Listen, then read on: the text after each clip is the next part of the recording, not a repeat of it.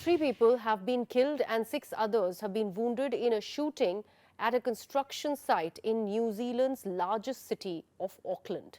The shooter was armed with a pump-action shotgun and moved through a building site shooting.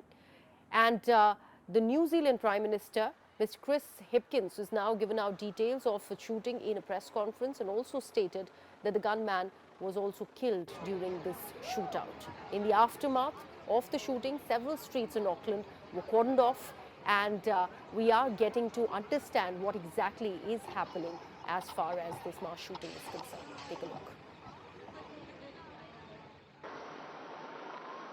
At least 2 people were killed, as well as an armed attacker in a shootout in Auckland, New Zealand's largest city, early Thursday. The violence came hours before the city was due to host the opening match of the Women's Soccer World Cup.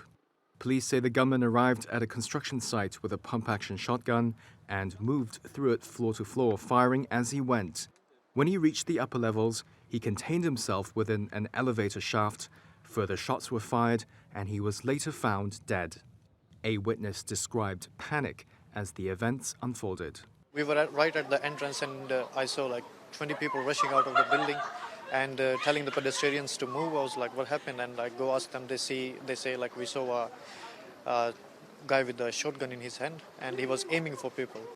Local TV news captured the moment an injured police officer was escorted onto an ambulance. He's among a number of people who were wounded in the incident. The shooting took place near hotels where soccer teams are staying for the FIFA Women's World Cup tournament, which kicks off Thursday evening at Eden Park. New Zealand Prime Minister Chris Hipkins said there'll be increased police presence. However, he ruled out cancelling the matches altogether. I want to reiterate that there is no wider national security threat. This appears to be the actions of one individual.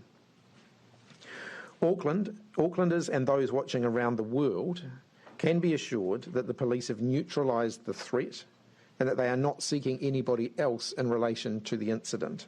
He added police haven't been able to identify any ideological or political reasons for the shooter's actions. Gun violence is rare in New Zealand. The country saw its worst peacetime mass shooting in 2019 when a shooter, a suspected white supremacist, killed 51 Muslim worshippers in Christchurch. The government responded then with swift gun reform. All military-style semi-automatics were banned, and a gun registry was launched last month.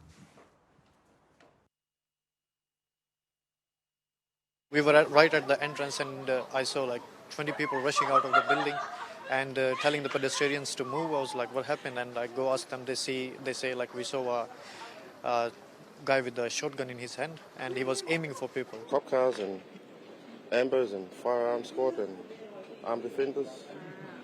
And from where we were heard a few gunshots. Actually, yeah, it's quite nervous. A lot of people was like here and there for something shooting going on, and yeah, everybody's panic here. There are police everywhere.